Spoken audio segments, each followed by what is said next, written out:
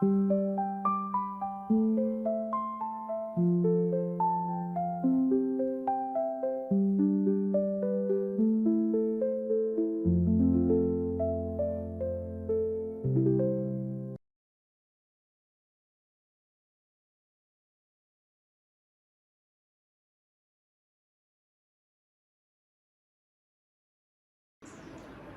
నామానికి స్తోత్రములు.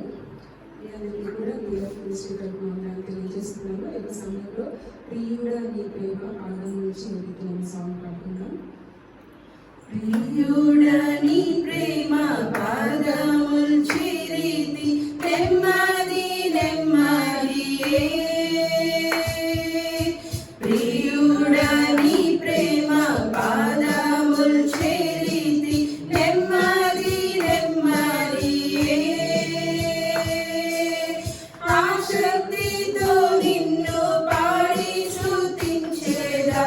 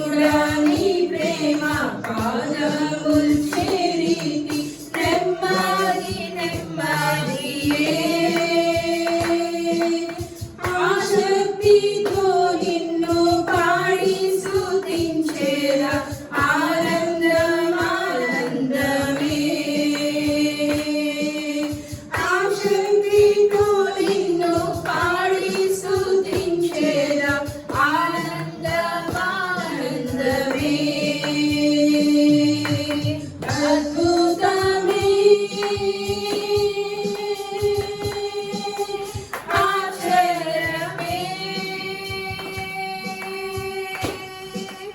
ఆరాధనా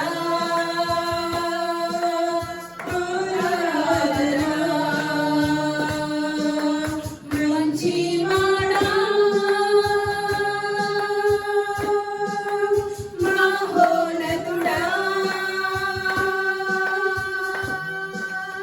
ఆరాధనా ఆరాధనా పరిశుద్ధుడా పరమాత్ముడా ఆరాధనా ఆరాధనా రక్షకుడా యేసునాథా ఆరాధనా ఆరాధనా ఆరాధనా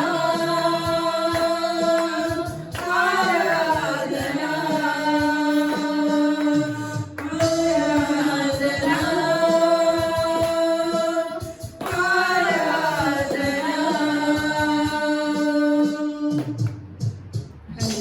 హల్లెలూయా.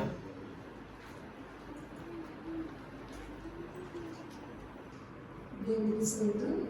ఈ సమయంలో శుభమైన స్తోత్రాలు తండ్రి దేవానికి పాడుకుందాం.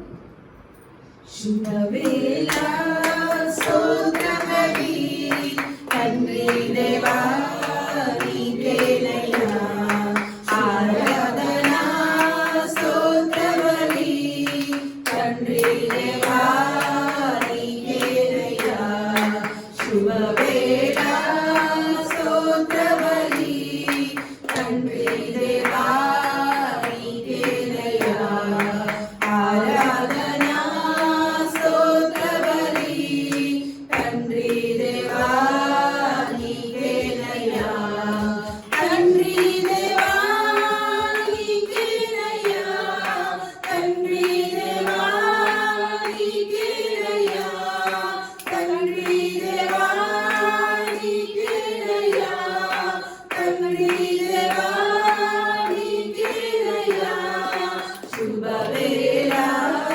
స్తోత్రబలి తండ్రి దేవా నీకేనయ్యా ఆరాధనా స్తోత్రబలి తండ్రి దేవా నీకేనయ్యా ఎల్ షడాయ్ ఎల్ షడాయ్ సర్వశక్తిమంతుడా ఎల్ షడాయ్ సర్వశక్తిమంతుడా సర్వశక్తిమంతుడా ఎల్ షడాయ్ సర్వశక్తిమంతుడా ఎల్ షడాయ్ శుభవేళ స్తోత్రబలి తండ్రి దేవా నీకేనయ్యా ఆరాధనా స్తోత్రబలి తండ్రి దేవా నీకేనయ్యా ఎల్ రోయి నన్నిలా చూచువడా ఎల్ రోయి నన్నిలా చూచువడా నన్నిలా చూచువడా ఎల్ రోయి నన్నిలా చూచువడా ఎల్ రోయి శుభవేళ స్తోత్రబలి తండ్రి దేవా నీకేనయ్యా ఆరాధనా స్తోత్రబలి తండ్రి దేవా నీకేనయ్యా యెహోవా షమ్మా మాతో ఉన్నవాడా యెహోవా షమ్మా మాతో ఉన్నవాడా మాతో ఉన్నవాడా యెహోవా షమ్మా మాతో ఉన్నవాడా యెహోవా షమ్మా శుభవేళ స్తోత్రబలి తండ్రి దేవా నీకేనయ్యా ఆరాధన స్తోత్రబలి తండ్రి దేవా నీకేనయ్యా యెహోవా షాలోమ్ శాంతి నొసగువడా యెహోవా షాలోమ్ శాంతి నొసగువడా శాంతి నొసగువడా యెహోవా షాలోమ్ శాంతి నొసగువడా యెహోవా షాలోమ్ శుభవేళ స్తోత్రబలి తండ్రి దేవా నీకేనయ్యా ఆరాధన స్తోత్రబలి తండ్రి దేవా నీకేనయ్యా శుభవేళ స్తోత్రబలి తండ్రి దేవా నీకేనయ్యా ఆరాధన స్తోత్రబలి తండ్రి దేవా నీకేనయ్యా తండ్రి దేవా నీకేనయ్యా తండ్రి దేవా నీకేనయ్యా తండ్రి దేవా నీకేనయ్యా తండ్రి దేవా నీకేనయ్యా తండ్రి దేవా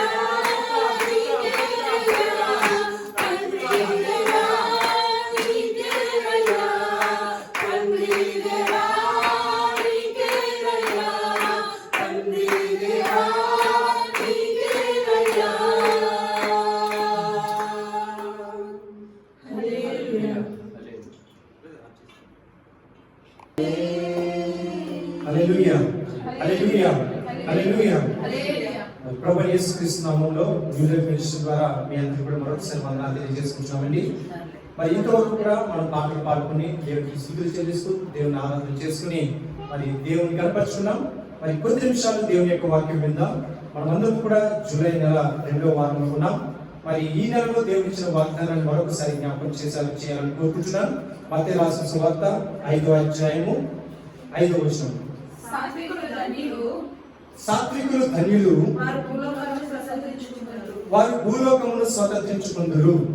మరి గత వారున ఈ వాక్యం వివరణ ఇస్తూ మరి సాత్వికులు అంటే ఎవరు, మరి వారి గురించి చెప్పడం జరిగింది. మరి సాత్వికులు అంటే ఎవరండి? ఎవరైతే తన శక్తిని అదుపులో పెట్టుకున్నవారు. సాత్వికం అంటే మృదువైన స్వభావం, నలిగిన హృదయం, కఠిన హృదయం నుండి మృదువైన మనసులోకి, మృదువైన హృదయంలోకి ఎవరైతే మార్చబడతారో వారిని సాత్వికులు అంటారు. మరి వారిలో తొందరగా కోపం అనేది రాదు. ఎవరైనా ఏదైనా అన్నా మరి వారు ఆలోచిస్తారు. అలాంటి వారిని సాత్వికులు అంటారు. మరి సాత్వికుల గురించి మాట్లాడుతూ గత వారమున మరి మోషే గారి గురించి మనం మాట్లాడడం జరిగింది. దేవుడే ఒక గొప్ప మాటను మోషే గురించి చెప్తూ మరి చెప్పిన మాట మరొకసారి నేను జ్ఞాపకం చేసుకుంటున్నాను. మరి నిర్మాకాండము సంఖ్యాకాండం చదువుదాం. సంఖ్యాకాండం 12వ అధ్యాయం 3వ వచనంలో మోషే గురించి దేవుడు చెప్పిన ఒక సాక్ష్యం. మోషే భూమి మీద ఉన్న వారందరిలో కంటే మిక్కిలి సాత్వికుడు. మరి ఈ మాటను మనం జ్ఞాపకం చేసుకుంటూ గత వారం వివరణ ఇవ్వడం జరిగింది. ఆయన పాత జీవితమును మరి చూసినప్పుడు ఆయన యొక్క కోపంతో మనుషుని చంపి మరి ఇసుకలో కప్పట్టడం మనం విన్నాం. సో ఆ తర్వాత మరి దేవుడు అటువంటి కోపం కలిగిన, అటువంటి రౌద్రము కలిగిన వ్యక్తిని దేవుడు ఏ విధంగా వాడుకున్నాడు. మరి 40 సంవత్సరాలు, ఒకటి కాదండి, 2 కాదు, 40 సంవత్సరాలు ఇశ్రాయేల్ ప్రజలందరినీ కూడా, మరి తక్కువ మంది కాదు, ఒక 10 మందో 20 మందో కాదండి, ఇశ్రాయేల్ ప్రజలందరినీ కూడా మరి కానాను దేశానికి నడిపించడం అంటే అది చిన్న పని కాదండి. మరి ఇటువంటి కోపగ్రస్తుని దేవుడు ఎన్నుకుని సాత్వికమైన మనసు కలిగించి మరి వాళ్ళందరినీ కూడా కానాను దేశానికి నడిపించిన వ్యక్తిగా మరి దేవుడు మోషేని ఎన్నుకున్నాడు. మరి ఆయన గురించి వివరణిస్తూ మరి సాత్వికం కలిగిన వారు మరి ఏ లాభాలు పొందుకుంటారనేది కూడా వివరణ ఇవ్వడం జరిగింది. అయితే ఈ రోజున ఇంకా కొంచెం ముందుకు వెళ్దాం. యేసు ప్రభు వారు సాత్వికత్వముల గురించి ఏం మాట్లాడుతున్నారు, అసలు సాత్వికము అంటే పూర్తి వివరణ యేసు ప్రభు వారి ద్వారా మనం ఏం తెలుసుకుంటున్నాం అనే దాని గురించి మనం తెలుసుకుందాం. ఒక ఉదాహరణకి సాత్వికం అనే దానికి మరొక ఉదాహరణ నేను చెప్తాను. మనందరికీ కూడా ఒక గుర్రం తెలుసు, హార్స్. దానికి ఎంత శక్తి ఉంటుందంటే, ఎంత బలంగా పరిగెడుతుందంటే దాని పరుగుని మానవుడు అధిగమించలేడు, అంత స్పీడ్గా పరిగెడుతుంది. అటువంటి పవర్ కలిగి, అటువంటి బలం కలిగిన గుర్రాన్ని ఎవరు ఆధీనంలో పెట్టుకుంటారండి? ఒక మనుష్యుడు దానికి కళ్ళెము వేసి ఆ కళ్ళెము పట్టుకున్నప్పుడు ఆ గుర్రం ఏమవుతుందండి? కంట్రోల్ ఉంటుంది. అలాగే మనలో కూడా అటువంటి శక్తి ఉంది. కొంతమంది అనుకుంటారు సాత్వికం అంటే మృదువైన స్వభావం కలిగిన వారు, వాళ్ళంటే దేనికి పనికిరాని వారు అని అనుకుంటారు. అది ఎందుకు ఇంకా కోపం ఉండకూడదు, ఇంకా ఎందుకు పనికిరాని వారు అనుకుంటారు. అలా కాదండి. సాత్వికం అంటే ఏంటంటే మృదువైన స్వభావం ఉండాలి, అలాగే మనలో శక్తి ఉండాలి. మనమందరినీ కూడా దేవుడు ఒక శక్తివంతులుగా చేస్తున్నారు. కానీ ఆ శక్తిని ఎక్కడ ఉపయోగించుకోవాలో, ఏ సమయాల్లో ఉపయోగించుకోవాలో తెలిసిన వారే సాత్వికుడు. మరి గుర్రానికి శక్తి ఉంది. మరి గుర్రానికి శక్తి ఉన్నదని దానికి ఎప్పుడు పడితే అప్పుడు పరిగెడితే ఏమవుతుంది? అది అలిసిపోతుంది. సరైన సమయం వచ్చినప్పుడు, పందెం వచ్చినప్పుడు గుర్రం పరిగెట్టమంటే పరిగెత్తలేదు. తనకి ఎక్కడ వాడాలో, ఏ సమయంలో వాడాలో దాన్ని తెలుసుకున్న వారే ఆ సమయాన్ని కరెక్ట్గా సద్వినియోగం చేసుకోగలరు.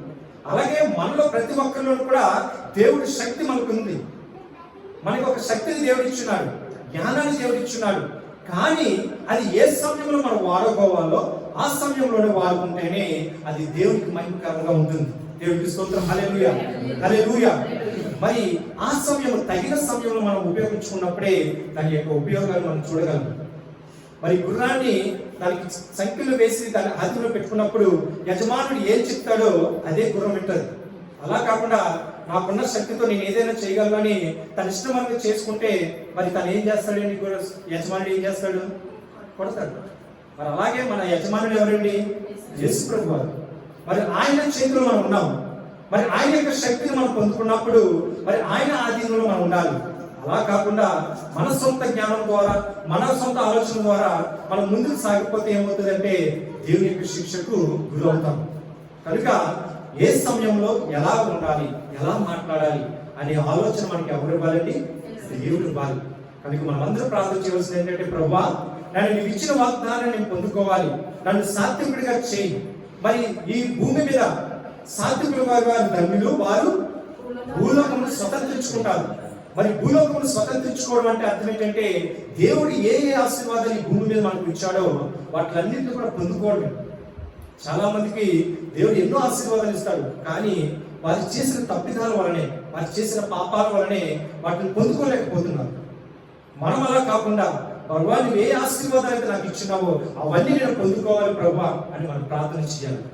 అయితే సమయం లేదు కనుక ముందుకు వెళ్దాం. మరి ఈ రోజున మీతో వాక్యం పంచుకున్నది ఏంటంటే అదే మత్తయి రాసిన సువార్త 5వ అధ్యాయం. మరి యేసు ప్రభువారు సాత్వికులు ఎవరు, మరి ఏ స్వభావం కలిగి ఉండాలి అనే దాని గురించి చక్కగా వివరణ ఇస్తున్నప్పుడు మరి మనందరం కూడా 39వ వచనం నుండి చదువుకుందాం. 5వ అధ్యాయం 39వ వచనం. నేను మీతో చెప్పినదేమనగా దుష్టుని ఎదిరింపక నిన్ను కుడి చెంప మీద కొట్టిన వాని వైపునకు ఎడమ చెంప కూడా త్రిప్పుము. చాలండి, ఇది మొదటిగా చెప్తున్న మాట. తన ముందర దేవుడు ఒక మాట చెప్తున్నాడు. కంటికి కన్ను పంటికి పన్ను అని చెప్పబడిన మాట మీరు విన్నారు కదా. మరి ఈ లోకంలో ఉన్న మనుషులు చూసినట్లయితే మరి వాళ్ళు ఎలా ఉంటారంటే ఒకరు కొట్టాడంటే తిరిగి కొడతారు, ఒకడు ఏదైనా తిట్టాడంటే వెంటనే తిట్టేస్తారు. మరి అలాంటి లోకంలో మనం ఉన్నప్పుడు యేసు ప్రభు వారు చెప్తున్న మాట మనకి ఏంటంటే దుష్టుని ఎదిరింపక ఒకవేళ నిన్ను దూషించినప్పటికీ, ఒకవేళ నిన్ను కొట్టినప్పటికీ కూడా ఒక చెంప మీద కొడితే ఏమంటున్నాడు దేవుడు? మరొక చెంప చూపించమంటున్నాడు. ఎప్పుడైతే మనం దుష్టుని వైపు అలా చూపించామో దుష్టుని యొక్క మనసు మారుతుందండి. దేవుడికి స్తోత్రం. హల్లెలూయా, హల్లెలూయా. ఎప్పుడు కూడా ఒకరు కొడుతున్నాడంటే మనము వాడిని కొట్టడానికి వెళ్ళినప్పుడు వాడు ఇంకా బలంగా మన మీదకి వస్తాడండి.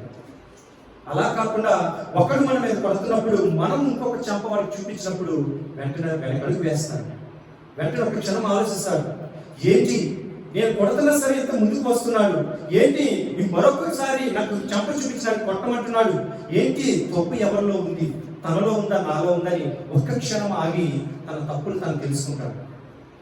మరి యేసు ప్రభువు చెప్తున్న మాట ఏంటంటే మీరు సాత్వికంగా ఉండాలంటే ఎవరైనా వచ్చి మిమ్మల్ని కొట్టినా కానీ, ఎవరైనా వచ్చి మిమ్మల్ని దూషించినా సరే మీరు ఏం చేయాలంటే వారిని ఎదిరింపక, వారితో ఏ మాటలు మీరు మాట్లాడక, ఒకవేళ మిమ్మల్ని దూషించారా దేవుడు మిమ్మల్ని దీవిస్తాడు, దేవుడు మీకు జ్ఞానం ఇస్తాడని వాళ్ళని బ్లెస్ చేసి మనం వచ్చేయాలి.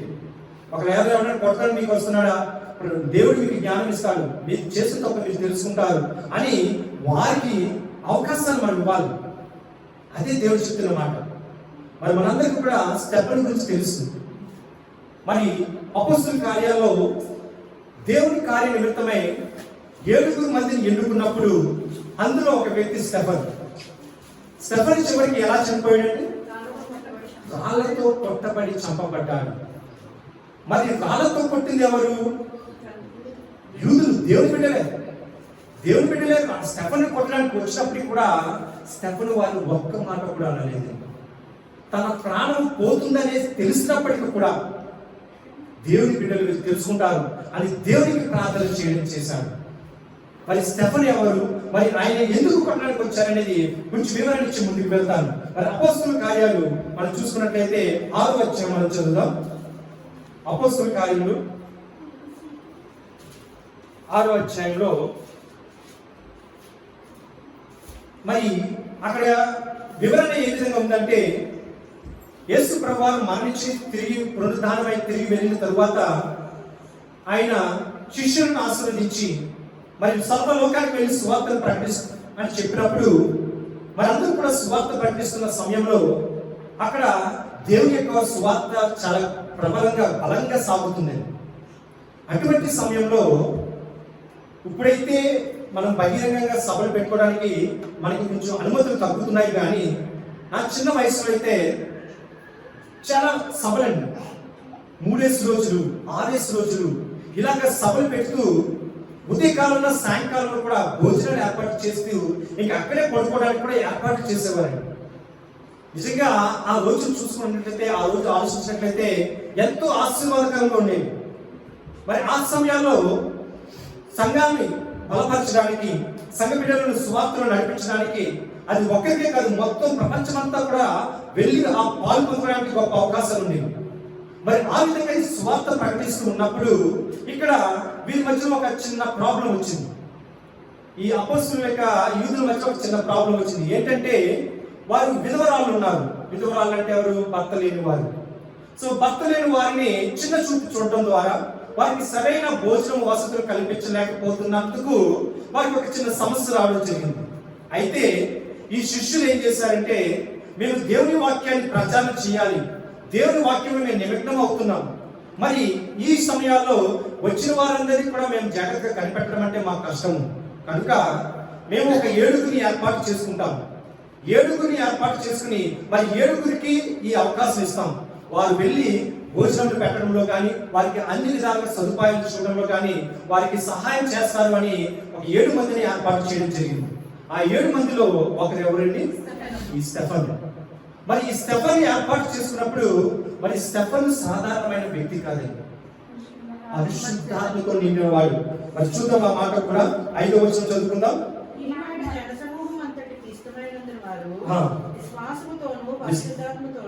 విశ్వాసముతోను పరిశుద్ధాత్మతోను చూడండి, ఈయన ఎలాంటి వాడండి? విశ్వాసంతోనూ పరిశుద్ధాత్మతో నిండుకున్నవాడు స్టెఫను. సాధారణమైన వ్యక్తి కాదండి ఇతను.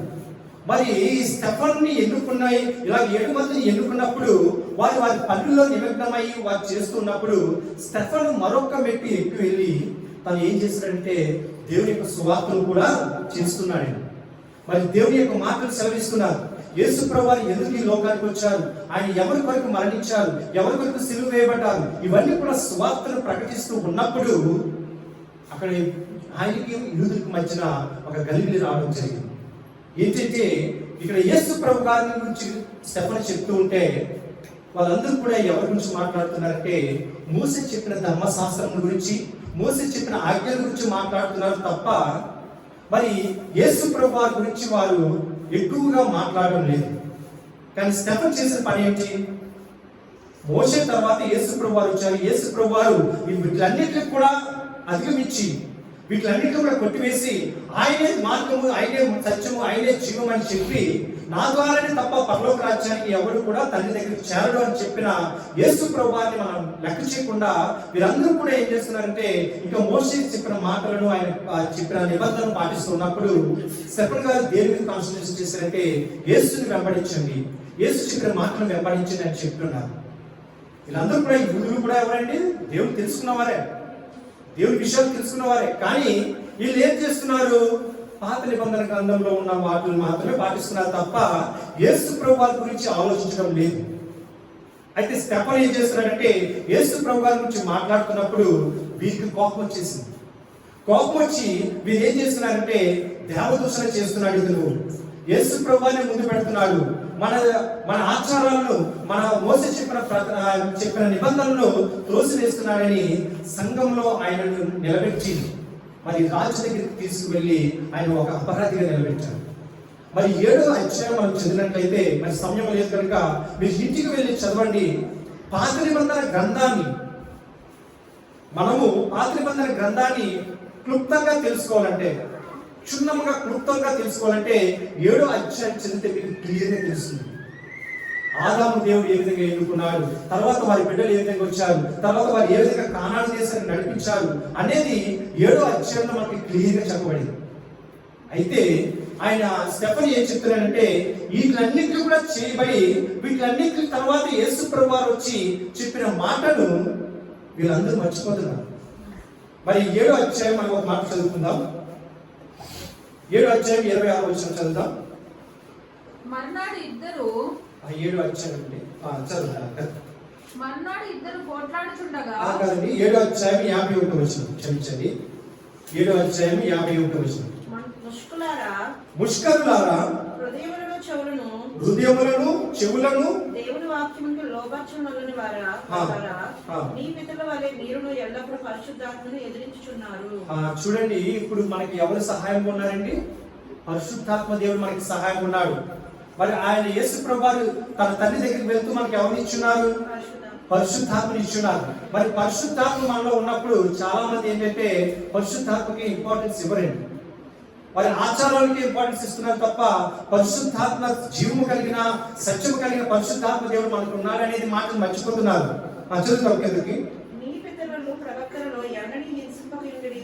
చూడండి, మీ పితరులు అంటే ఎవరు? వారి తాతలు ముత్తాతలు ప్రవక్తలు చెప్పిన మాటలు కూడా వారు వినలేదు, ప్రవక్తలు కూడా ఎదిరించారు.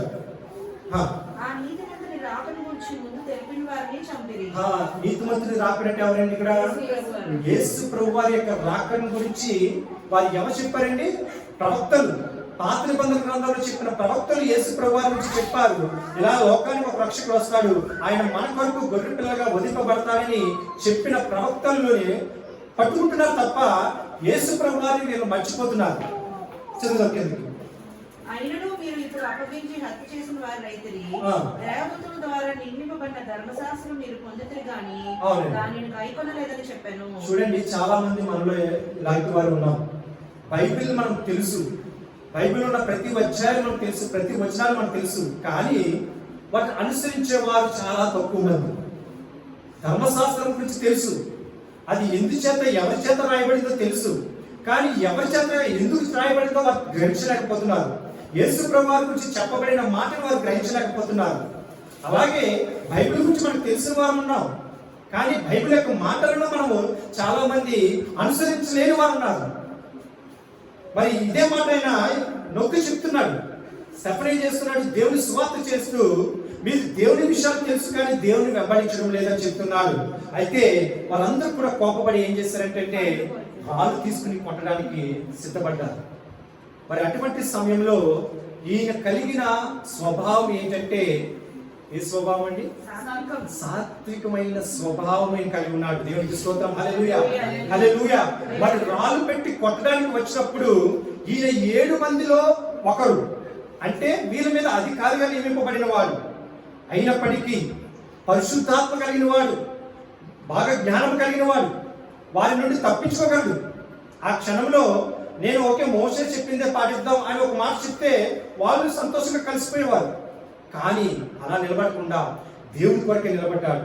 ఆ క్షణంలో తన ప్రాణం పోతున్నా సరే సత్యము ప్రకటించడానికి తను నిలబడ్డాడు తప్ప నేను ఎందుకు వెనక తిరగాలి, నేను ఎందుకు లోబడాలి వీరికి అని దేవుని మీద ఆధారపడి దేవుడి కొరకే నిలిపబడి ఆయన యొక్క పరిశుద్ధాత్మని కలిగి ఉండి దేవుని యొక్క మహిమని చూస్తున్నాడు.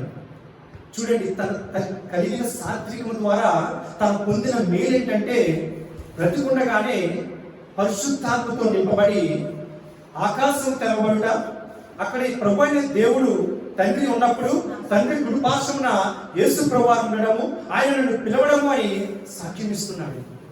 మరి అది ఎంత గొప్ప అదృష్టం అనేది చూడండి. అది చదువుతాం ఆ మాట 55వ వచనం. అయితే అతను పరిశుద్ధాత్మతో నిండుకున్న వాడే ఆకాశం వైపు తేరి చూచి దేవుని మహిమను యేసు దేవుని కుడిపార్శ్వమందు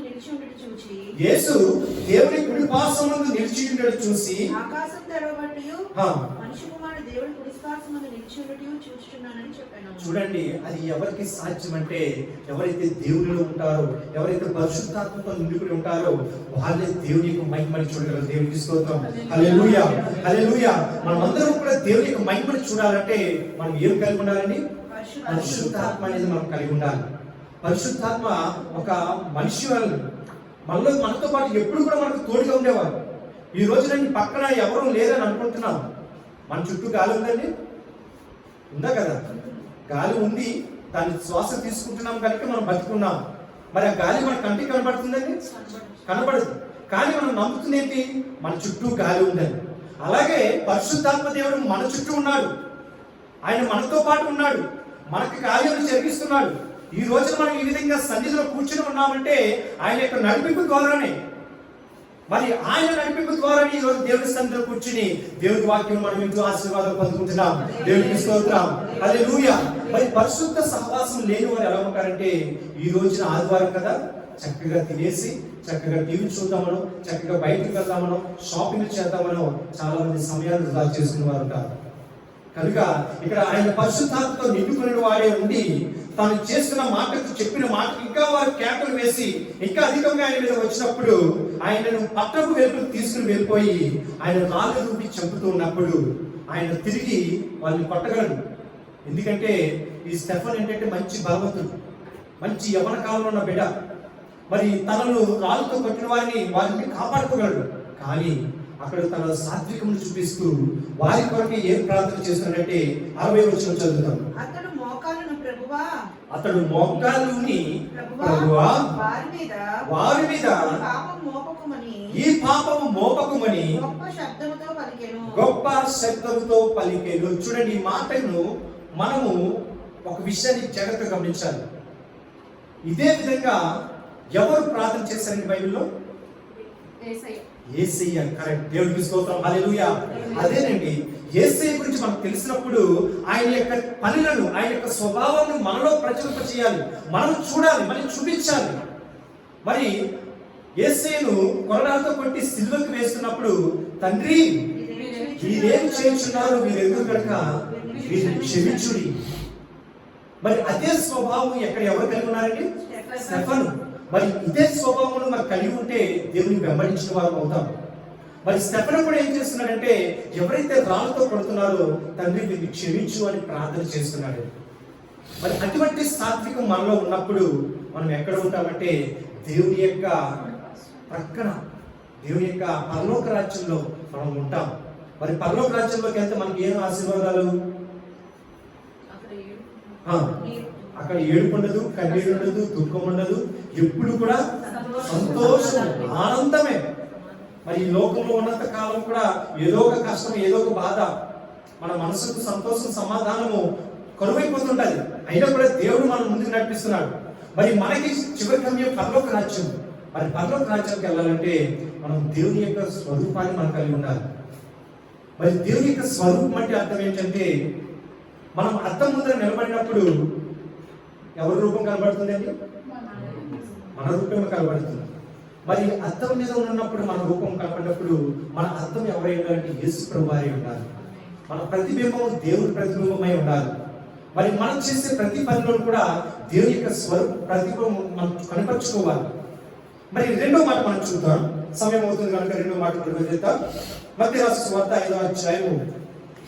మరి దేవుడు మరొక మాట చెప్తున్నాడు. 5వ అధ్యాయంలో మరి 40 అధ్యాయం 40 వచనం మనం చదువుకుందాం. ఎవడైనా నీ మీద వ్యాజ్యము చేసి నీ అంగీ తీసుకొన గోరిన ఎడల వానికి పై వస్త్రము కూడా ఇచ్చివేయము. నీ పై వస్త్రములు కూడా ఇచ్చివేయము. మరి ఈ వాక్యం ద్వారా మనం తెలుసుకోవాల్సిన మాట ఏంటంటే, మరి మనకేమర్థమైంది చెప్పండి అసలు? మీకు ఈ వాక్యం ద్వారా మీకు ఏమర్థమైంది?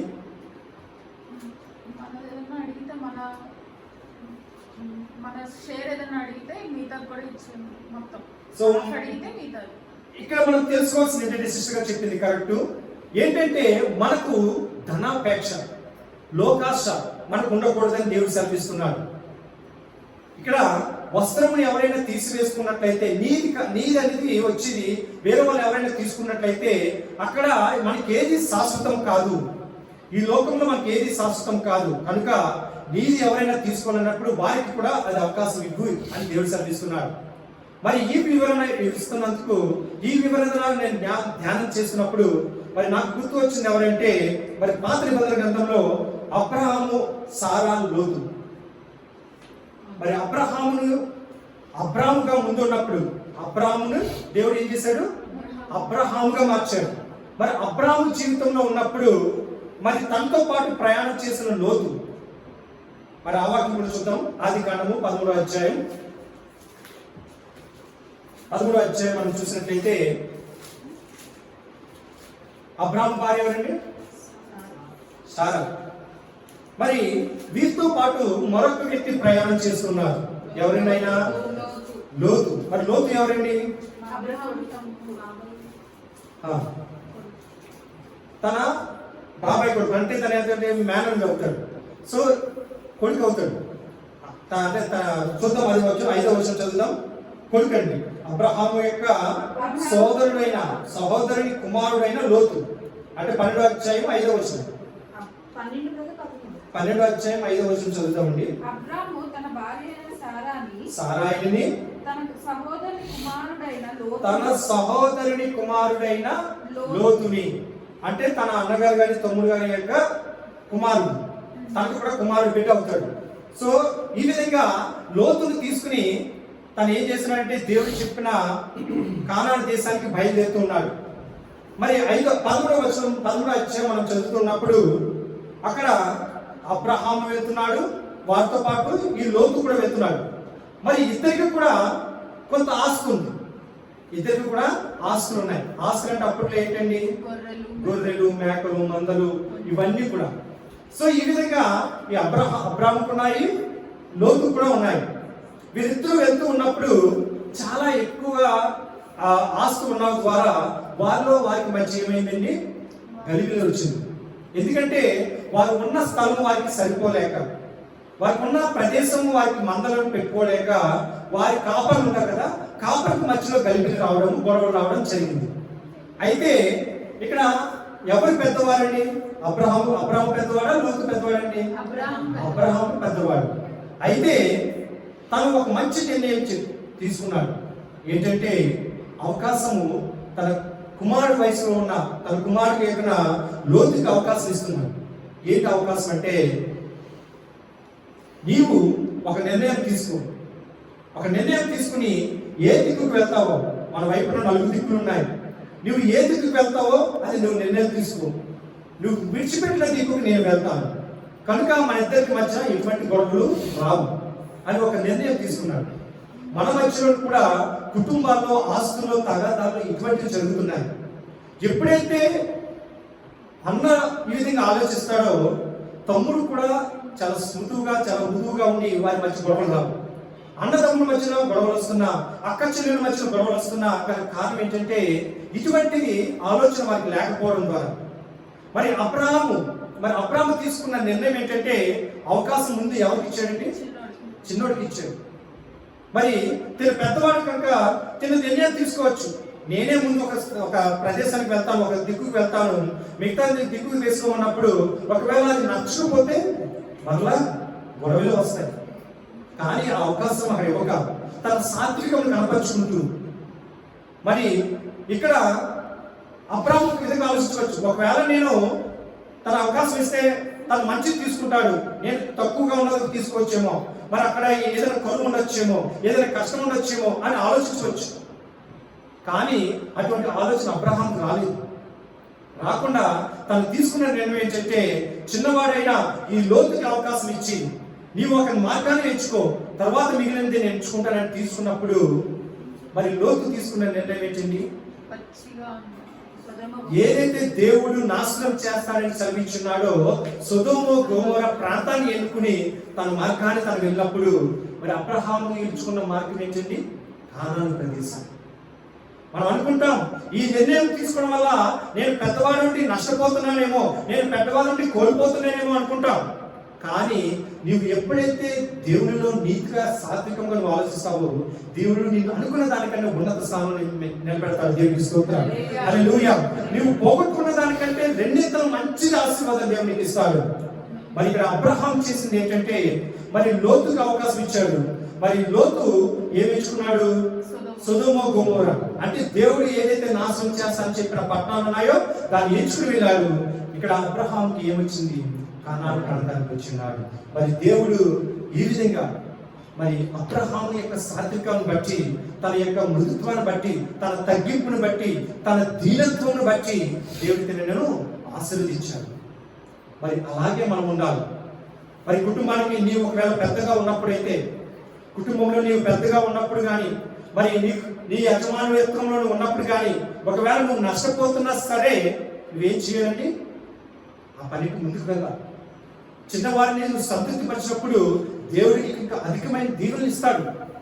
నువ్వు అనుకోవచ్చు ఆ క్షణంలో నేను నష్టపోతున్నాను, ఇది మళ్ళా నేను సంపాదించలేకపోతానేమో అని అనుకోవచ్చు. కానీ దేవుడు నువ్వు ఏదైతే పోగొట్టుకుంటున్నావో దానికి ఇంత 2 ఇంతల ఆశీర్వాదాన్ని దేవుడు మీకు అనుగ్రహిస్తుంది కాక. దేవుడికి స్తోత్రం. హల్లెలూయా, హల్లెలూయా. అందుకే ఒకరు వచ్చి మీ అంగీని అడిగినప్పుడు మీకున్న 2వ అంగీని కూడా దేవుడు ఇమ్మంటున్నాడు. మరి అలాంటి సమయంలో నువ్వు ఆలోచించవచ్చు, మరి నా అంగీని చేస్తే మరి నేనే కట్టుకోవాలి. దేవుడు నీవు ఒక 2 అంగీలు ఆలోచిస్తే దేవుడు మీకు ఎన్ని అంగీలు ఇస్తాడండి? 4 అంగీలు ఇస్తాడు. దేవుడు 4 జత బట్టలు మీకు ఇస్తాడు. దేవుడు 4 ఆశీర్వాదాలు మీకు ఇస్తాడు. కనుక ఎప్పుడు కూడా మనం ఎలా ఆలోచించాలంటే సాధుత్వం, మృదువైన స్వభావం కలిగి ఆలోచించాలి. అప్పుడే మన మధ్యలో గొడవలు రావు, అప్పుడే కుటుంబాల్లో ఎటువంటి భేదాలు రావు, అందరూ సంతోషంగా సమాధానం ఉంటారు. మరి అటువంటి స్వభావం మనం కలిగి ఉన్నప్పుడు మరి భూమిని స్వతంత్రించుకుంటారు. మరి మన బిడ్డలే కాదు, రాబో తరం వారు కూడా, మరి బిడ్డలు కూడా ఆ ఆశీర్వాదాలు పొందుకుంటారు. దేవుడికి స్తోత్రం కలుగును గాక. హల్లెలూయా, హల్లెలూయా. మరి అదే విధంగా మరి కిందకు ఇంకో మాట చదువుకుందాం. మత్తయి రాసిన సువార్త, ఇంకా సమయం అవుతుంది కనుక ఆ 3వ మాట కూడా వివరించి ముందుకు వెళ్తాను. ఒకడు ఒక మైలు దూరం నిన్ను రమ్మని బలవంతం చేసిన ఎడల వానితో కూడా 2 మైళ్ళు వెళ్ళుము. మరి దీని యొక్క అర్థం ఏంటండి? చెప్పాలి. ఒకడు మైలు దూరం రమ్మని నిన్ను బలవంతం చేసిన ఎడల వానితో కూడా 2 మైళ్ళు నువ్వు వెళ్ళుము. మరి పూర్వకాలంలో అక్కడ రోమిలు సైనికులు ఉండేవారు. సైనికులు ఏం చేసేవారంటే యూదులను వాడుకునేవారు. ఏ విధంగా వాడుకోవడం అంటే, ఇప్పుడు రోమియోలు యుద్ధానికి వెళ్తున్నప్పుడు వారికి యుద్ధ కవచాలు ఉండేవి. సైనికులు కత్తులు, రథాలు ఇవన్నీ పట్టుకుని ఉన్నాయి. వాటిని మోయడానికి యూదులు వాడుకునేవారు. మరి ఆ వాడుకునే సమయంలో యూదులకి చెప్తున్న మాట ఏంటంటే, ఒకడు మిమ్మల్ని ఒకవేళ ఎందుకంటే వాట మైలు దూరం రమ్మని అడిగినప్పుడు వారితో పాటు మీరు ఏం చేయాలని 2 మైళ్ళు వెళ్ళాలి. మరి అదే సందర్భాన్ని మనం చూసినప్పుడు, ఎవరైనా మన దేవుని కార్యములు మనకు ఇచ్చినప్పుడు మనం ఎలా చేయాలండి? 2 కార్యాలు చేయాలి. మరి సంఘ బిడ్డల్లో నేను సంతోషించేది ఏంటంటే, ఎవరైనా సరే అడిగితేనే చేయమని చెప్తున్నారు, కానీ మన సంఘ బిడ్డలు ఏంటండి, అడగకపోయినా సరే వారు చేస్తున్నారు. దేవునికి స్తోత్రం, హల్లెలూయా హల్లెలూయా. మరి సంఘానికి వచ్చినప్పుడు మరి ఇది మేము జస్ట్ కూర్చుని వెళ్ళిపోతాం, మాకు సంబంధం లేదు అని అనుకునే వారు నేను ఎవరిని చూడలేదండి ఇక్కడ. మరి వారు నేను శనివారం సాయంకాలం వచ్చి, మరి గత 2 వారాలుగా నేను చూసింది ఏంటంటే, అంటే గత రోజులుగా చూసినట్లయితే కేవలము సిస్టర్స్ మాత్రం వచ్చేవారు, కానీ నిన్న పిల్లలు కూడా వచ్చారు. పిల్లలు కూడా వచ్చి వాళ్ళు ఇక్కడ ఉన్న క్లాత్లన్నీ తీసుకుని ఈ బలిపీఠాన్ని శుభ్రపరుస్తున్నారు. నిజంగా నాకు ఎంతో సంతోషం అనిపించింది అంటే, ఇదే వాక్యం నేను చదువుతున్నప్పుడు నా కళ్ళ నీళ్ళు వచ్చినాయండి. దేవునిలో ఇదే మనం తెలుసుకోవాలండి. ఒక్కటి అడిగినప్పుడు మనం ఏం చేయాలండి? 2 విషయాలు మనం చేయాలి. మరి దేవుని విషయంలో ఎవరైతే దేవుని కార్యాల కొరకే ముందుకు వస్తారో వారి దేవుడు ఇంకా డబుల్ బ్లెస్సింగ్స్ తో ఆశీర్వదిస్తాడు. మరి సిస్టర్స్ మేమంతా కూడా ఈ చర్చ్ మేము క్లీన్ చేస్తాము, చక్కగా శుభ్రపరచుకుంటాము. ఇది మన సంఘం, ఇది మన ఆలయం. మనం అందరం కూడా ఇక్కడ కూర్చుని ఉన్నప్పుడు అందరూ కూడా సంతోషంగా ఉండాలి, ఎవరికి ఏ ఇబ్బంది కాకూడదని మరి పాస్టర్ గారిని కూడా ఎటువంటి పని చేయనివ్వకుండా వచ్చి చక్కగా వారు చేసి వెళ్తున్నారు. నాకెంతో ఆనందం కలిగింది. మరి దేవుడు ఇచ్చిన సాత్విక స్వభావం వారు చూపిస్తున్నారు. మరి ఒక పని చేయమన్నప్పుడు మరి మేము అనుకోలేదు ఇలా వచ్చి మాకు చేస్తారని. మరి సంఘం అంతా కూడా కలిసి వచ్చి, మీరు ఏమి ఆలోచించవద్దు, మేము చేస్తాము అని ఫోన్ చేసి మరి ఆ పనులు ఆఫ్ చేయించి, మేమున్నాము మీకు తోడుగా ఉన్నామని చేసినప్పుడు నేను పిల్లలు వచ్చి కూడా, అంకుల్ నేను ఎంత క్లీన్ చేస్తానని చిన్న పిల్ల హనీ ఆ క్లాత్ తీసుకుని అదంతా శుభ్రం చేసింది.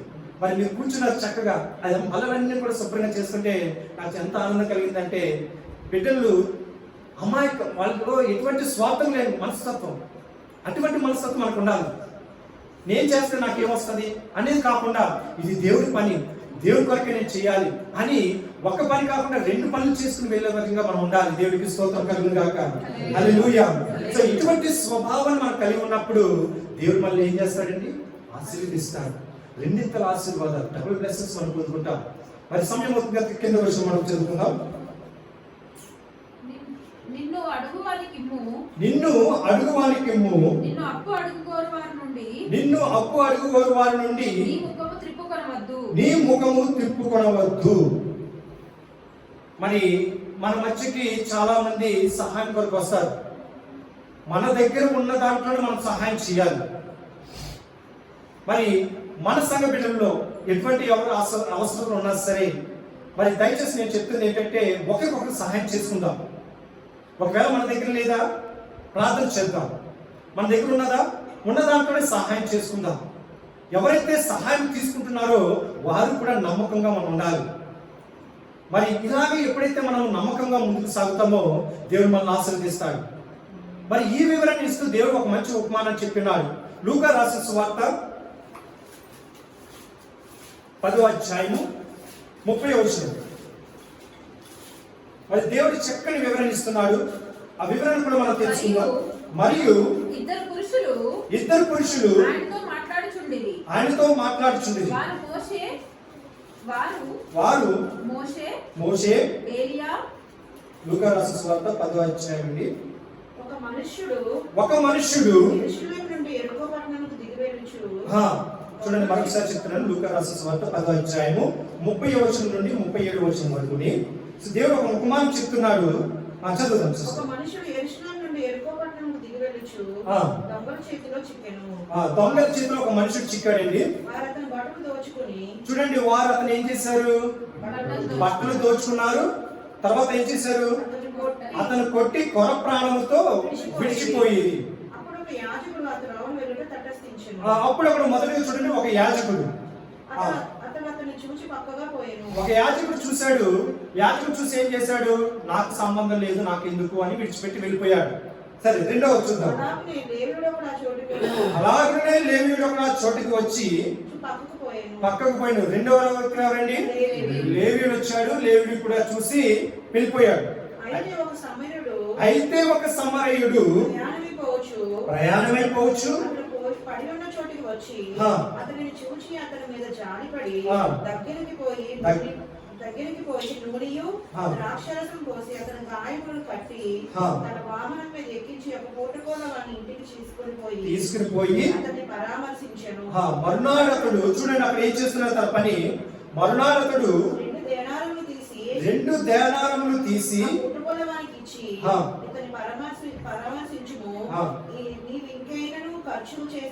నీవు ఇంకేమైనా ఖర్చు చేసిన యెడల నేను మరలా వచ్చినప్పుడు అది నీకు తీర్చదనని అతనితో చెప్పిపోయాను.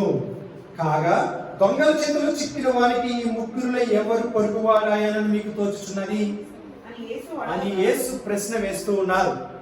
మరి మొదటి యాజకుడు, రెండవది సమరయుడు, మరి రెండవ లేవాడు, మూడవ సమరయుడు. మరి సమరయుడు ఏం చేశాడంటే, మరి ఆ మనిషిని విడిచిపెట్టకుండా తన దగ్గర ఉన్న దాంట్లో తనకి సహాయం చేసి తన ప్రాణాలు కాపాడి, ఇంకా నీకు వీలైతే ఇంకా ఏదైనా కావాల్సి వస్తే నేను సహాయం చేస్తానని వెళ్ళిన వాడు. మరి ఎందుకు తను అక్కడ సహాయం చేయవలసి వచ్చింది? ఎందుకు ఈ సమరయుడికి ఆ బుద్ధి ఉంది? సాత్విక స్వభావం. మీరు ఏదైతే లోకంలో చేస్తారో అది పరలోకంలో దేవునికి చేసిన వారమే. మరి గత నెలలో మనం తెలుసుకున్నది ఏంటంటే, మరి యేసు ప్రభువు తీర్పిస్తున్న రోజుల్లో మరి అందరూ కూడా తీర్పులో ఉన్నప్పుడు ఆయన 2 గుంపులుగా, మరి మేకలు ఉన్నాయి, గొర్రెలు ఉన్నాయి. మరి మేకలను గొర్రెలను ఆయన సెపరేట్ చేస్తూ, మీరు నా కొరకు దాహం అడిగితే దాహాన్ని తీర్చారు, నాకు బట్ట కావాలంటే బట్టలు ఇచ్చారు, నాకు దెబ్బ తగిలితే గాయం తగిలితే నాకు స్వస్థపరిచారు అని దేవుడు చెప్తున్నారు. మరి అదే విషయాన్ని ఇక్కడ తెలుసుకున్నాడు ఈ సమరయుడు. తెలుసుకుని మరి అక్కడ ఆ ప్రాణాపాయ స్థితిలో ఉన్న వ్యక్తికి సహాయం చేయడం ద్వారా నేను దేవునికి సహాయం చేసేవాడిని అవుతాను, నేను దేవుని ఆశీర్వాదాలు పొందుకుంటాననే ఒక సాత్విక స్వభావం కలిగి ఉన్నాడు. అందుకే మనకి వాక్యం ఏం చదివిస్తుంది, మనం చదువుకున్నాము మత్తయి రాసిన సువార్తలో, నీవు అడుగువానికి నిన్ను అప్పు అడుగుకోని వారి నుండి నీ ముఖము తిప్పుకొనవద్దు. సో ఎవరైనా సరే మన చేతికి సహాయం కొరకు వచ్చినప్పుడు మనం ముఖం తిప్పుకోవద్దండి. మనం ఉంటే ఉందని చెప్తాం, లేదంటే లేదు బ్రదర్, మరి నా వల్ల అవ్వదు, నేను పరిస్థితులు ఆర్థికంగా ఉన్నాయి, నేనైతే మీ కొరకు ప్రార్థన చేస్తానని మనం ఒక సాత్వికమైన ఒక ప్రేమ కలిగిన మాటతో మనం చెప్పినప్పుడు దేవుడు మనల్ని ఆశీర్వదిస్తాడు, వారికి కూడా అవసరాలు కూడా దేవుడు తీరుస్తాడు. మరి దేవుడు ఈ 4 విషయాలు మనకు చెప్పినప్పుడు, మరి ఈ 4 విషయాల్లో కూడా దేవుడు చెప్తున్న మాట ఏంటంటే, సాత్విక స్వభావం మనం కలిగి ఉండాలి. మనం ఒకరికొకరు సహాయం చేసుకునే వారిగా ఉండాలి. మనం ఎప్పుడు కూడా సంఘముగా కూడి కార్యములు జరిగించినప్పుడు దేవుడు అద్భుత కార్యం మనకు జరిగిస్తాడు. దేవుడికి స్తోత్రం, హల్లెలూయా. కనుక ప్రియమైన సహోదరులారా, మరి చివరికి ఒక మాట చదువుకుందాం. మొదటి పేతురు పత్రిక 2వ అధ్యాయం, మొదటి పేతురు పత్రిక, పేతురు రాసిన మొదటి పత్రిక 2వ అధ్యాయం 22-23 వచనాలు మనం చదువుకుందాం. మనందరూ తీద్దామంటే మొదటి పేతురు పత్రిక 2వ అధ్యాయము 22-23 వచనాలు చదువుదాం సిస్టర్. ఆయన పాపము చేయలేదు, ఆయన నోటను ఏ కపటమును కనబడలేదు, ఆయన దూషింపబడి బదులు దూషింపలేదు, ఆయన శ్రమ పెట్టబడి బెదిరింపక న్యాయముగా తీర్పు తీర్చు దేవునికి తన్ను తాను అప్పగించుకొనెను. చాలండి. చూడండి ప్రియమైన సహోదరులారా, మరి చదువుకున్న వాక్యంలో దేవుడు చెప్తున్న మాట ఏంటంటే, ఆయన దూషించారు, ఆయన కొట్టారు, ఆయన అవమానించారు. మరి వారి మీద ఆయన తిరుగుబాటు చేశాడా? లేదండి. ఆయన ఏం చేశాడు? తన తండ్రి అయిన దేవునికి సమర్పించుకున్నాడు. ప్రభువా, వీరేం చేస్తున్నారు, వీరి దగ్గర కనుక వీరిని క్షమించు అన్నాడు. మరి మన మీదకి ఎవరైనా దూషించడానికి వచ్చినా, ఎవరైనా కొట్టడానికి వచ్చినా మనం ఎలా ఉండాలంటే, సాత్విక స్వభావం కలిగి ఉండి, మృదువైన స్వభావం కలిగి ఉండి, దీనత్వం కలిగిన స్వభావం మనం కలిగి ఉండి దేవునికి అప్పచెప్పుకుందాం. ప్రభువా, మరి నా అన్నదమ్ములు నన్ను మోసం చేసినప్పటికీ, నా కుటుంబ సభ్యులు నన్ను మోసం చేసినప్పటికీ, నా తోటి వారు నన్ను మోసం చేసినప్పటికీ, ప్రభువా, వారిని చేతికి అప్పచెప్తున్నాను. ప్రభు, నాకు నువ్వు సహాయం చేయండి ప్రభు అని దేవుని చేతికి అప్పచెప్పి మనం ప్రార్థన చేద్దాం. మన దేవుడు మనకి మనల్ని ఆశీర్వదించడానికి వచ్చిన దేవుడు తప్ప మనల్ని కిందకు పడగొట్టాలనో మనల్ని కిందకు తోసివేయాలనో వచ్చిన దేవుడు కాదు. కనుక ఎప్పుడైతే మనం దేవుడికి సమర్పించుకుంటామో, ఎప్పుడైతే దేవుడి చేతి మనం ఇస్తామో, దేవుడు మన ఉన్నత స్థానంలో నిలబెడతాడు. కానీ మనం అందరూ కూడా కళ్ళు మూసుకుందాం, ప్రార్థన చేసుకుందాం. ప్రభా, మరి సాత్వికమైన మనసు నాకు దయచేయండి ప్రభా, మృదువైన స్వభావాన్ని నాకు దయచే ప్రభా అని మనం అందరూ కూడా ప్రార్థన చేసుకుందాం. మరి యేసు ప్రభా చెప్పిన మాటల్లో మరి మనం తెలుసుకున్న మాటలన్నీ కూడా జ్ఞాపకం చేసుకుందాం. మరి ప్రభా, ఎవరైనా సరే దుష్టుడు నన్ను ఎదిరించినప్పటికి వచ్చినప్పటికీ కూడా నేను వారిని ఎదిరించకుండా, వారిని నేను కొట్టకుండా, నేను సాత్వికమైన మృదువైన స్వభావాన్ని నాకు దయచేయండి ప్రభా అని ప్రార్థన చేద్దాం. మరి ఎవరైనా సరే నీ మీద గొడవడి నీకు కలిగినది లాక్కోవడానికి ప్రయత్నిస్తున్నప్పుడు వారి దగ్గర నుండి నువ్వు గొడవపడవద్దు, దేవునికి సమర్పించు. ప్రభా, మరి ఇది నాది, మరి నువ్వు ఇచ్చినది తండ్రి ప్రభా, అన్యాయంగా వారు తీసుకుంటున్నారు, మరి నీ చేతులకి నేను నాకు చెప్తున్నాను తండ్రి, నేను నువ్వే నాకు సహాయం చేయ ప్రభా అని మరి ప్రార్థన చేద్దాం. దేవుడు న్యాయం తీర్చు దేవుడు కనుక, ఆయన సమస్తమును తీర్చగల దేవుడు కనుక త్వరలోనే మీరు ఏ విషయంలో అయితే నష్టపోయి ఉన్నారో దేవుడు అన్నింటినీ కూడా రెండింతల ఆశీర్వాదం దేవుడు మీకు ఇవ్వబోతున్నాడు. విశ్వాసంతో ప్రార్థన చేద్దాం. ప్రభా, మరి ఈ విషయంలో నాదంటూ ఉన్నది తండ్రి ప్రభా, మరి నేను దాన్ని పొందలేకపోతున్నాను తండ్రి, నేను వాటి నుండి నేను పొందాలి తండ్రి ప్రభా, నాకు కావాలి తండ్రి, నాకు నువ్వు సహాయం చేయ ప్రభా అని ఎప్పుడైతే నువ్వు నీ తండ్రికి నీ ప్రియమైన కుమారుని యేసు ప్రభాని నువ్వు ఆ బాధ్యత చెప్తావో ఆయనే నీకు సహాయం చేస్తాడు. కనుక ఎవరు కూడా నిరుత్సాహపడవద్దు. అయ్యో నాది పోతుంది, అయ్యో నాది దొంగతనంగా తీసుకుంటున్నారే, అయ్యో అన్యాయంగా నన్ను తీసుకుంటున్నారే అని నువ్వు ఎప్పుడు కూడా బాధపడవద్దు.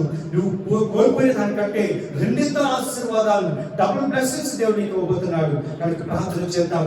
ప్రతి ఒక్కరు కూడా ఎవరైనా సరే సహాయం 1 మైలు దూరం నేను రమ్మనిపించినప్పుడు నువ్వు 2 మైళ్ళు దూరం ప్రయాణం చేయాలి. వారితో నువ్వు అడిగిన దానికంటే నువ్వు వారికి ఇంకా నువ్వు సహాయం చేయాలి. అదేవిధంగా నేను అడిగినప్పుడు వారికి సహాయం చేయి. నీవు ముఖం తిప్పుకోవద్దు. నీ చిత్తంలో అది నువ్వు చేయాలనుకుంటే ఆ సహాయం వారికి చేయండి. ఒకవేళ నీ వల్ల లేదంటే మరి నా వల్ల అవ్వడం లేదు, నేను ప్రార్థన చేస్తాను, దేవుడే సహాయం చేస్తాడని మనమందరం కూడా ఈ మృదువైన స్వభావాన్ని మనం కలిగి ఉండి మనమందరం కూడా దేవుని ముందుకు సాగుదాం. ప్రతి ఒక్కరు కూడా ప్రార్థన చేద్దాం. ప్రభా, ఆయన ఈ సాత్వికమైనది నాకు దయచేయండి ప్రభా, ఆయన ఈ సాత్విక స్వభావంలో తండ్రి నేను ఇంకా ఎదగాలి తండ్రి ప్రభా, నేను నీ కొరకు నేను జీవించాలి తండ్రి, నేను ఈ భూలోకంలో ఉన్న ప్రతి ఫలాన్ని నేను పొందుకోవాలి తండ్రి ప్రభా, నేను నన్ను ఆశీర్వదించాలి తండ్రి ప్రభా, నేను ఆశీర్వదింపబడాలి, నా బిడ్డలు ఆశీర్వదింపబడాలి తండ్రి, నా కుటుంబం ఆశీర్వదింపబడాలంటే నేను సాత్వికంగా ఉండాలి తండ్రి. నేను అటువంటి మృదువైన స్వభావాన్ని నాకు దయచేయండి ప్రభా. నేను ఎవరి చేతైనా సరే, నేను ఒకవేళ తెలుసో తెలియకో ఎవరైనా దూషించున్నట్లయితే, ఎవరైనా కొట్టినట్లయితే, ఎవరైనా తండ్రి నేను దోషాలు ఆడినట్లయితే ఇప్పుడే నన్ను క్షమించు ప్రభు అని ప్రార్థన చేద్దాం. ప్రతి ఒక్కరు కూడా ప్రార్థన చేద్దాం. ప్రతి ఒక్కరు కూడా ప్రార్థనలో ఉందాం. దేవుని దగ్గర క్షమాపణ అడుగుదాం. ప్రభా, నేను సాత్విక స్వభావం కలిగిన వారు ధన్యులంటున్నారు తండ్రి ప్రభా, నేను నన్ను ధన్యులుగా నిలబెట్టు తండ్రి ప్రభా, నేను నన్ను ధన్యుడిగా నిలబెట్టు తండ్రి అని ప్రార్థన చేద్దాం. ప్రభు, యేసు నామములో మనం అందరం కూడా ఆయన బిడ్డలుగా మనం జీవించాలి. మరి స్టెఫనీ ఏ విధంగా అయితే మరి దేవుని యొక్క మార్గంలో నడిచి మరి యేసు ప్రభు చూపిన ఆ క్షమించే గుణాన్ని కలిగి ఉన్నాడు, మనము కూడా దేవుని యొక్క ప్రతి స్వభావాన్ని మనం కలిగి ఉండి దేవుడిలో అయితే స్వభావాలు మనం కలిగి ఉన్నామో ఆయన యొక్క ప్రేమ, ఆయన యొక్క క్షమించే గుణము, ఆయన చూపించిన మార్గము, ఆయన నడవడిక అవన్నీ కూడా మనం పొందుకుని ఆయన మార్గంలో నడవడానికి మనకి దేవుడు సహాయం చేసేలాగా మనం అందరూ కూడా ప్రార్థన చేద్దాం. ప్రతి ఒక్కరు కూడా ప్రార్థన చేద్దాం. ప్రతి ఒక్కరు కూడా ప్రార్థన చేద్దాం. దేవునికి స్తోత్రాలు చెల్లిద్దాం. ప్రభా, నేను సాత్వికంగా ఉన్నాను తండ్రి, నన్ను బలపరచు తండ్రి ప్రభా, ఈ మార్గంలో నన్ను నడిపించు తండ్రి, నేను నీ కృపలో నన్ను భద్రపరచు తండ్రి ప్రభా, నన్ను స్వతంత్రంగా చేయి తండ్రి ప్రభా, నేను నీ కృపలో మమ్మల్ని ఆశీర్వదించు ప్రభా, నేను అనేక సమస్యలతో మేము ఉన్నాము తండ్రి, వాటికి మార్గాన్ని దయచే ప్రభా అని ప్రార్థన చేద్దాం. ప్రతి ఒక్కరు కూడా ప్రార్థన చేద్దాం. మరి సంఘంలో చూపిస్తున్న ప్రేమను బట్టి ప్రార్థన చేద్దాం. సంఘ బిడ్డలు ఉన్న ప్రేమను బట్టి ప్రార్థన చేద్దాం. సంఘం ఆయన రాక వచ్చేంత వరకు కూడా దేవుడి ప్రేమలో నిలబడాలి, దేవుడి కృపలో బలపరచబడాలి. ప్రతి సంఘ బిడ్డ ఆశీర్వాదాలు చూడాలి. మరి ఎవరైతే ఏ పనుల ద్వారా ఆగిపోయి ఉన్నాయో అవన్నీ కూడా ఇప్పుడే యేసు నామములో వారి పనులన్నీ కూడా ముందుకు సాగాలి. వారి కనుక్కున్నవన్నీ కూడా దేవుడు అనుగ్రహించాలని ప్రార్థన చేద్దాం. దేవుడు గొప్ప కార్యం చేసే దేవుడు మనల్ని ఆశీర్వదించడానికి వచ్చినాడు కనుక మనం అందరం కూడా ఆయన ఆశీర్వాదం పొందుకుందాం. ఆయన శిక్షకు మనం చేసిన పాపం కొరకే ఆయన శిక్ష పొందినాడు.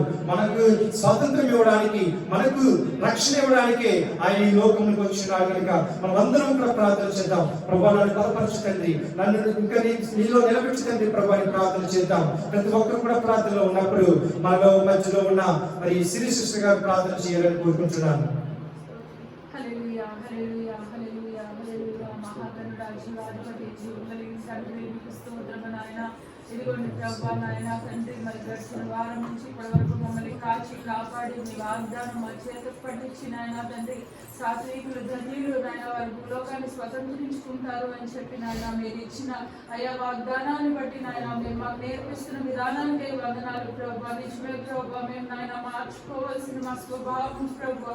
అయా అర్థంలోనైనా మేము నుంచినప్పుడు మాకు మేము కాదు కానీ నాయన మీరు కనపడాలి ప్రభా.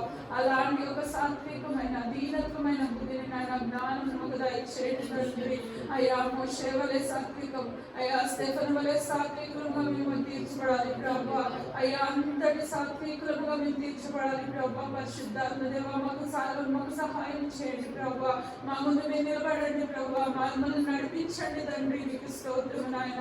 అయ్యా మీరు ఇచ్చిన వాక్యాన్ని బట్టి వందనాలు.